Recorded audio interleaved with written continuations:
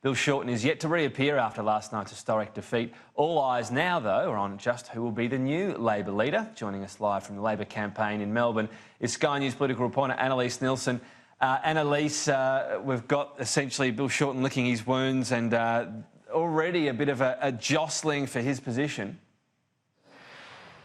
It's remarkable how quickly this has all happened, but it was a pretty convincing loss for the Labor Party last night, just on the back of the fact they thought it was going to be an emphatic win.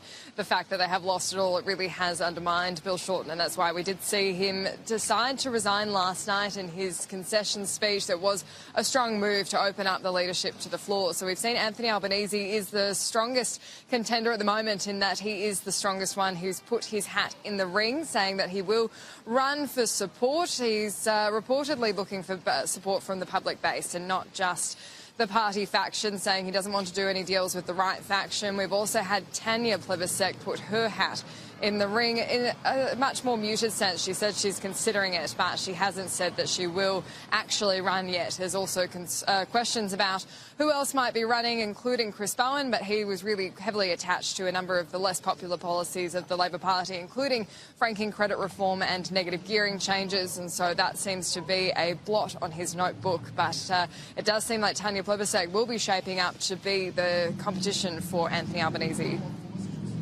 I think it's really important to acknowledge the concerns of North and Central Queensland when it comes to jobs. And we did have a very strong infrastructure program in Northern Queensland, in Central Queensland, that would have delivered more jobs sooner than anything that the Adani mine was proposing. And those jobs would have been in construction. They would have also supported agriculture and tourism and other industries in the North and in Central Queensland. Annalise, it's interesting to note we've already got seemingly a difference in the way that Tanya Plibersek and Anthony Albanese will approach the contest. Tanya Plibersek saying she doesn't believe it was too big a reform agenda.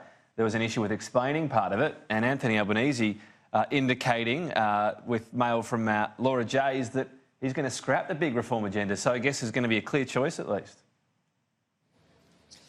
That's exactly what's been put to the Labor Party faithful, who will be deciding who the leader is. But it does seem like an interesting proposition that Tanya Plibersek did put forward. We did see them be much more muted during the election campaign, that 5 weeks. They weren't really out there selling their policies as strongly as the Liberal Party was selling their platform. What we saw from the Labor Party was more of a risk management approach, fewer events for Bill Shorten and much more restricted access. And so it does seem like there is some analysis of that within Labor ranks at the moment. But Tanya Plibersek certainly has been taking this all quite seriously.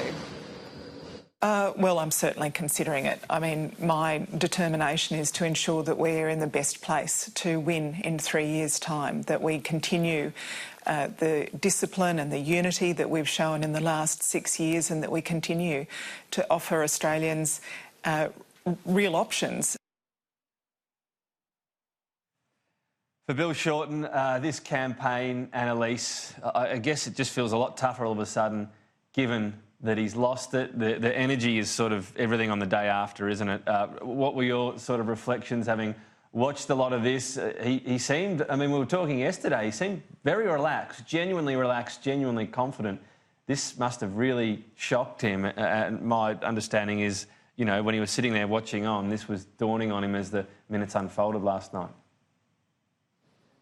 It really did seem like it knocked him off his feet, because many of us who had been on the campaign trail and on both buses did feel like it was a pretty even match between the two parties, and it could be quite a close race. But in the last few days, that we were pretty convinced that they must have had access to some pretty good polling, because they were so confident. They completely withdrew from doing a lot of campaign events that had been previously planned.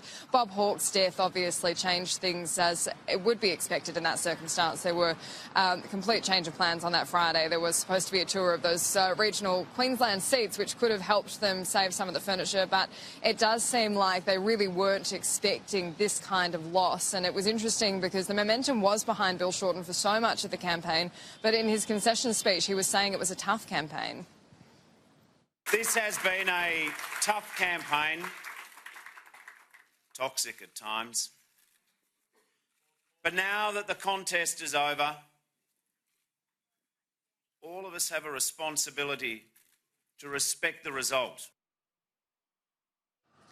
Tom, there'll be a lot of soul-searching within the Labor Party after this loss last night. You could see in the room just the absolute shock on so many faces, and there were genuinely a lot of people in tears at the result. They really were expecting this to finally be their time after 6 years, and so there will be a lot of analysis of why they didn't know it was going so wrong right up until the end and what they can do differently next time.